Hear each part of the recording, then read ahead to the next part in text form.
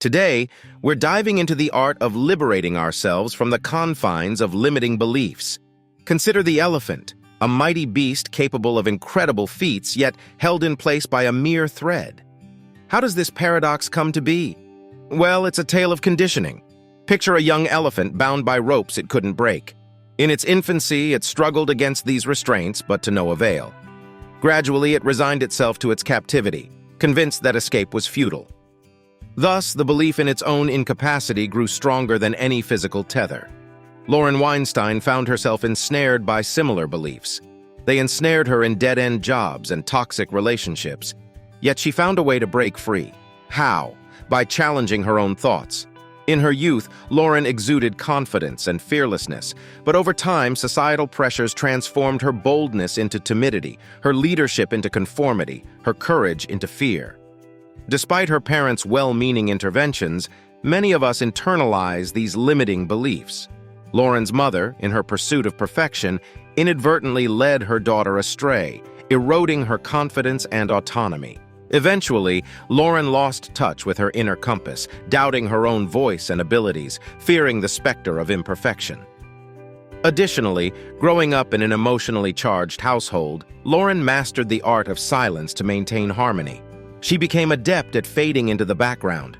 In school, the pressure to conform eclipsed her desire to stand out. Stay quiet, blend in, fear the prospect of failure. These notions formed her chains. And if you, like Lauren, have ever felt inadequate, isolated, unwanted, unloved, unseen, or powerless, those were your shackles too. Lauren came to the realization that she lacked self-trust, habitually deferred to others' judgments, remained silent when she should have spoken up, and faded into the background when she should have asserted herself. She felt diminished, and her world constricted. Decades of social psychology research underscore the profound impact of our beliefs. Consider the study conducted at Dortmund College, where participants were adorned with makeup to simulate disfiguring scars. As they entered a room to mingle, they were asked to anticipate others' reactions.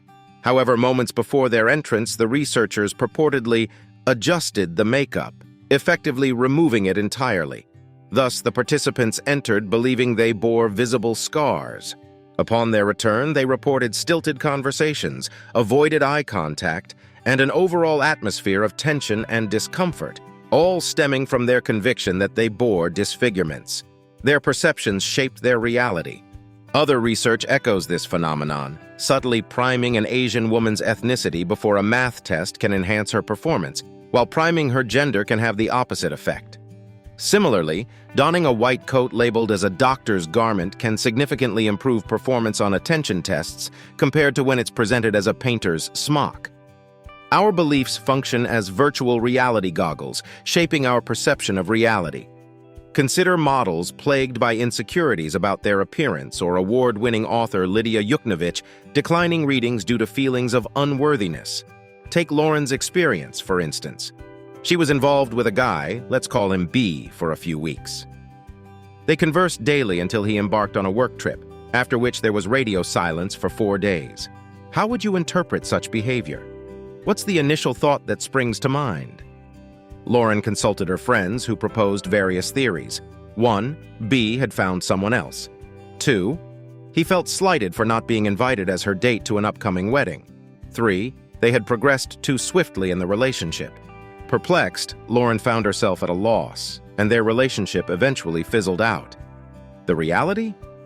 B had been deeply scarred by past relationships and harbored a profound fear of vulnerability. Consequently, he retreated when his insecurities consumed him. None of the speculations came close to the truth. Returning to the analogy of the scarring experiment, imagine if the researchers had applied something to the participants' faces to make them believe they were stunningly attractive, only to remove it just before they entered the social setting. How might this alteration have influenced their perception of others' reactions?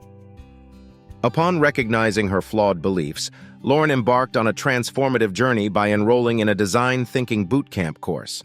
Tasked with generating innovative products sans guidance, she realized that playing it safe stifled innovation. Warren had to embrace the prospect of failure, embrace imperfection. The most remarkable creations emerged only after numerous unsuccessful attempts.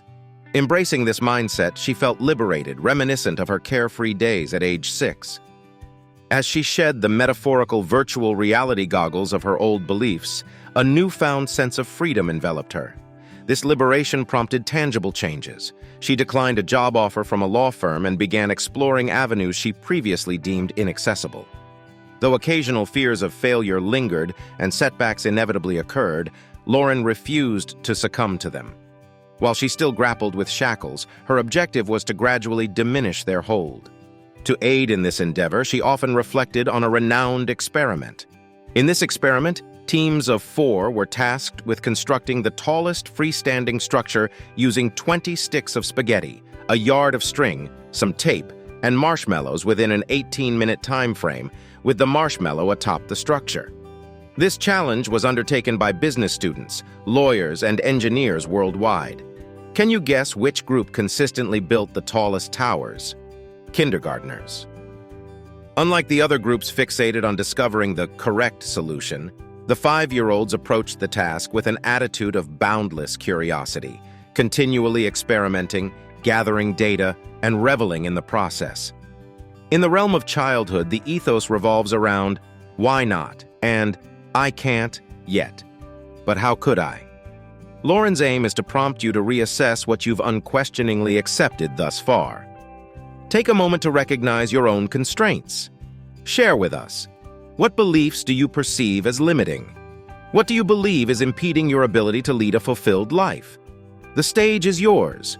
Feel free to indulge in a bit of modest self-promotion too. We all have the capacity to evolve and broaden our horizons. Let's cultivate vulnerability and confront those mental barriers holding us back. And remember, there's no shame in acknowledging your limitations. It's through this self-awareness that breakthroughs occur. Shedding the virtual reality goggles of fear, doubt, and limiting beliefs, that's the key to truly embracing life with gusto. Now on to another breakthrough moment from Lauren's journey. In the early stages, she grappled fiercely with perfectionism. Every decision seemed monumental, from where to reside, to whom to date, to which job to pursue. Weeks, even months, would pass as she agonized over the fear of making the wrong choice. Then a sage mentor imparted a profound truth. "Lauren, there are no failures, only lessons. Make a choice, any choice, and then adapt based on what you learn. That's how progress is made." Mind-blowing, isn't it? Such a simple shift in perspective shattered those constricting beliefs surrounding the need for perfection from the outset. From that moment onward, Lauren embraced an experimental mindset, granting herself the freedom to stumble, pivot, and evolve. This is the fundamental shift in mindset we're delving into. Once you release the tight grip of your limiting beliefs, a vast expanse of possibilities unfolds before you. Opportunities that were once unimaginable or seemingly out of reach suddenly emerge as viable paths to explore. So let's dive in. What narratives have kept you immobilized? What disempowering tales do you weave about your potential, your worth, your abilities? Don't hold back, let it all out. Illuminating these beliefs is the initial step toward dismantling them. I'll lead the way to kick things off. For years, I subscribed to the notion that speaking up, asserting myself, and unabashedly promoting my achievements made me appear arrogant. Consequently, I opted to play small and adopt a reserved demeanor, forfeiting numerous opportunities due to this misguided belief. But you know what? Embracing bold, unapologetic self-confidence doesn't render you arrogant. It signifies a person fully aware of their value, unafraid to occupy their rightful space in the world. That is the essence of arrogance, diminishing oneself to placate others' comfort. Now, who's ready to share next? What fictional narratives have you internalized that hold no truth? Let's expose these falsehoods to the light of day, empowering each other to conquer our internal battles. Are you in?